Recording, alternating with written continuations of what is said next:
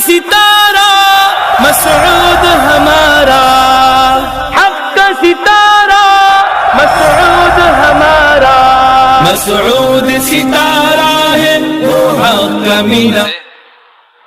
Store کرنے چاہیے، جمع کرنے چاہیے، کتنے صدقہ کرنے چاہیے، اور پھر کتنے خرچ کرنے چاہیے۔ صحیح ہے بھائی، یہی ہوتا ہے نا، جتنا پیسہ آپ کے پاس آئے گا کچھ آپ نے جمع کرنا ہے، کچھ آپ نے صدقہ کرنا ہے، اور کچھ آپ نے اپنے اور بیوی بچوں پہ جو واجب حقوق ہیں وہ ادا کرنے، خرچ کرنا ہے۔ آواز آ رہی ہے؟ شور ہو رہا ہے بھائی؟ تو یہ بہت اہم موضوع ہے۔ یہ تو میں نے بتا دیا تھا کتنا سٹور کرنا ہے، یہ تو سمجھ میں آ گیا تھا نا۔ دنیا میں جہاں بھی خرچ کرنے کے بارے میں بتایا جاتا ہے نا، آپ کوئی ورک شاپ وغیرہ کریں تو وہ یہ چیزیں نہیں بتائیں گے آپ کو، وہ سب بزنس کے پوائنٹ آف ویو سے آپ کو بتائیں گے کہ بزنس میں کتنا انویسٹ کرنا ہے بھائی، بزنس سے جو پروفٹ ہو اس میں کھانا کتنا ہے، کیا کھانا ہے، اس سے ان کو غرض نہیں ہوگی، کتنا کھانا ہے اور کتنا بزنس پہ لگانا ہے۔ بس بزنس بزنس بزنس، گھوم پھر کے اے ٹو زیڈ ساری بات کہاں سے بزنس سے شروع ہوگی، بزنس پہ ختم۔ یعنی ان کا مقصد ہے کہ انسان کمانے کی مشین ہے، زیادہ سے زیادہ کماؤ۔ تو یہ ایک بہت بڑا فالٹ ہے، جس کے پاس مذہب نہیں ہے اس بیچارے کو دو چیزوں میں گائیڈنس نہیں ہے۔ سمجھ رہے ہو بھائی؟ بزنس پہ تو لگانا ہے، اپنے لیے کتنا بچانا ہے؟ وہ کہتے ہیں جتنا بچا سکتے ہو بچاؤ، روپیہ بچائیے کل کام آئے گا، بینکوں پہ لکھا ہوتا ہے کہ نہیں لکھا ہوتا؟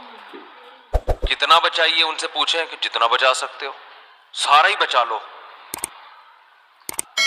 سارا بچا لو، کل کام آئے گا۔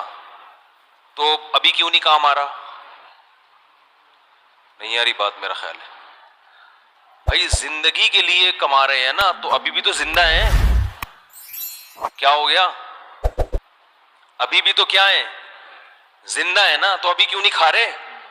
کیوں بچائیں؟ ایک صاحب آئے 40 سال ان کی عمر،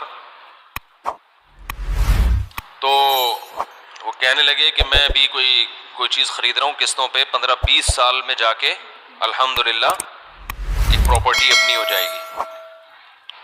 میں نے کہا 15-20 سال میں آپ ہو جائیں گے، 60 سال تو بچا کے کہہ رہے ہیں پھر بزنس کروں گا، پھر کیا کروں گا؟ کماؤں گا۔ میں نے کہا کیوں کماؤ گے؟ کہنے کہ کھانے کے لیے۔ تو میں نے کھانے کی عمر تو ابھی ہے، 60 سال میں کھانے کی عمر ہوتی ہے، پرہیز کی ہوتی ہے؟ کیا ہو گیا بھائی؟ ایک تو یار یہ پتہ نہیں کس قسم کے آپ بول رہے ہو، کیا ہو گیا مولوی صاحب کو؟ یہ کس قسم کے قصے لے کے سورہ قلم میں ایسی باتیں کر رہے ہیں؟